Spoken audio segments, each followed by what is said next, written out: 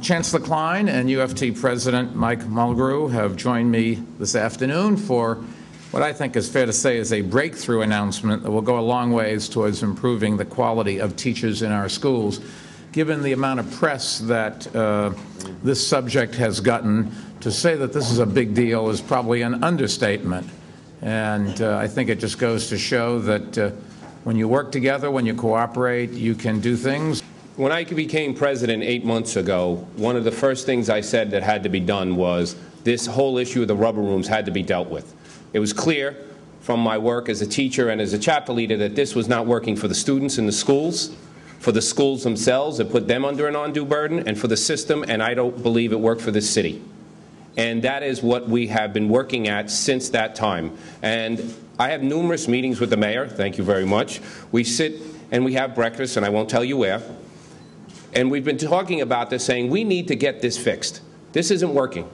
It really is not working for anyone. And we want a faster, fairer process.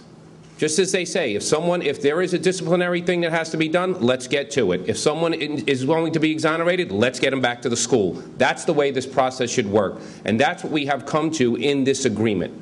So I'd like to thank the mayor again for his commitment on this, and Chancellor Klein, and I would like to thank the teams on both sides who really worked very, very arduously at this situation. It was highly charged because of all of the attention that it has received, but we put all of that energy on the side and focused only on trying to come to a solution that we have a faster, fairer system that works for the children of New York City, and that's what we have done here today.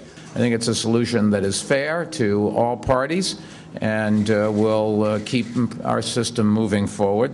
Starting this September, you'll be happy to know that rubber rooms will be a thing of the past. So those of you who have spent your careers writing about rubber rooms will just have to find something else to focus on. Sorry about that. Your question, however, today is how are we going to make this happen? Well, first, we are going to dramatically speed up the hearing and adjudication process for teachers accused of wrongdoing. We will achieve this by increasing the number of arbitrators so that they can hear multiple cases simultaneously, and we're also implementing strict timelines for the Department of Education, the UFT, and the arbitrators to keep cases moving forward and to prevent teachers accused of wrongdoing from languishing in reassignment for years. And we hope to clear out the entire backlog of rubber room cases by December. I think it's fair to say that not everybody that's accused of something has done that something, and what we want to do is have something that's fair so that people have their, quote, day in court and can make their case and that justice will prevail, but that we don't spend all this money in a process that just takes forever. At the same time, you should know we're going to start putting teachers to work instead of having them sit in rubber rooms while their cases are being resolved.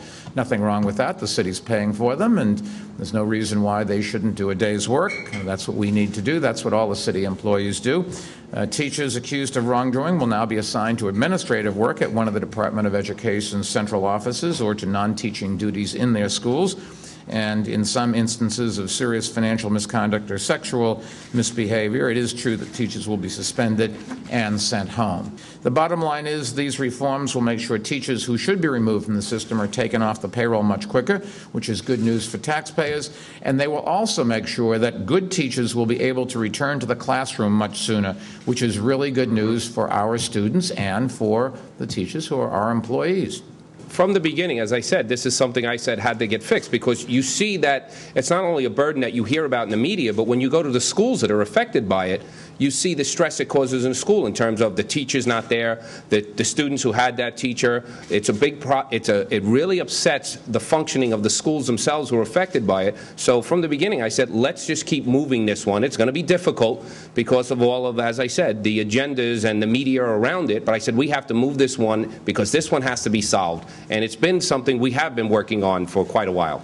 Mike, I want to thank you and your team for really what I think was a very productive negotiation. I think the other day you said it best. This is a win-win.